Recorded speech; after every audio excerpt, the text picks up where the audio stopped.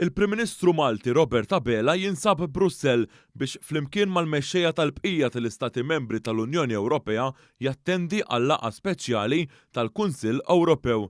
Il-Kunsill beda it-tnejn wara nofsinhar u jintemm matul il-jum ta' tlieta. F'dan il-Kunsill Ewropew speċjali is-27 mexxej qed jiddiskutu s-sitwazzjoni fl-Ukrajna, l-enerġija u s-sigurtà tal-ikel fost oħrajn. Din il-laqgħa speċjali qed issir wara sejħa tal-President tal-Kunsill Ewropew Charles Michel sabiex il-mexxejja Ewropej jiddiskutu l-isfidi internazzjonali ta' bħalissa. Fuq l-aġenda hemm is-sitwazzjoni fl-Ukrajna hekk kif il-gwerra fl-Ukrajna issa tinsab fit-tielet xahar. Il-mexxejja Ewropej qed jiddiskutu kif l-Unjoni Ewropea tista' tgħin biex l-Ukrajna terġa' tqum fuq saqajja wara l-gwerra. Bistedina tal-President tal-Kunsill Ewropew Charles Michel f'din il-laqgħa tkellem ukoll il-President Ukren Volodymyr Zelensky b'mod virtwali.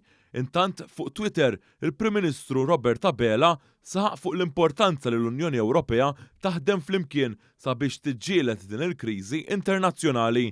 Robert Abela qal li l-awtonomija u l-ekonomija Ewropea jiddependu fuq kif l-Unjoni Ewropea taħdem mal-pajjiżi ġirien u anke madwar id-dinja.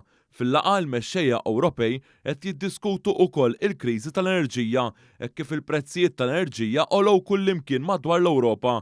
B'dan qed jaffettwa kemm in-negozji kif ukoll lill-familji.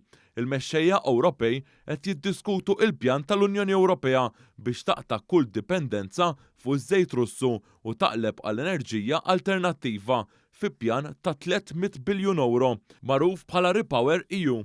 Il-mexxejja Ewropej qed jiddiskutu wkoll is-sigurtà tal-ikel madwar l-Ewropa u lil minna li wkoll ġiet affettwata mill-gwerra fl-Ukrajna. Kemm il-President tal-Kummissjoni Ewropea Ursula von der Leyen u l-President tal-Kunsill Ewropew Charles Michel f'kummenti mal-medja qalu li l-mexxejja Ewropej se jiddiskutu s-sitt pakkett ta' sanzjonijiet kontra Russja. Fost l-oħrajn jinkludi il-projbizzjoni tal-importazzjoni taż-żejt Russu lejn pajjiżi Ewropej. Wieħed mill-pajjiżi tal-Unjoni Ewropea, l-Ungerija, mhux taqbel dwar dan.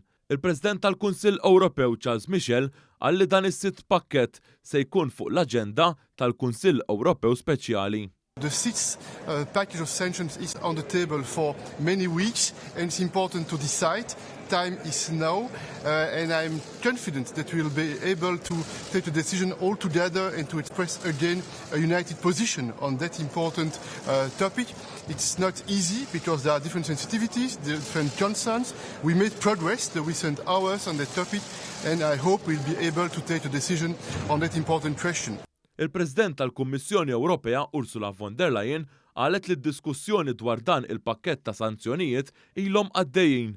Qalet ukoll li xorta waħda ma temminx li f'dan il-Kunsill Ewropew mhux se jkun qbil dwar dan il-pakkett ta' sanzjonijiet. Il-President tal-Kummissjoni Ewropea Ursula von der Leyen saħqet ukoll dwar l-importanza tal-għaqda fl-Unjoni Ewropea. Overall, my call is very clearly to all member states. We have one key to success, and this is solidarity with Ukraine and unity of the European Union.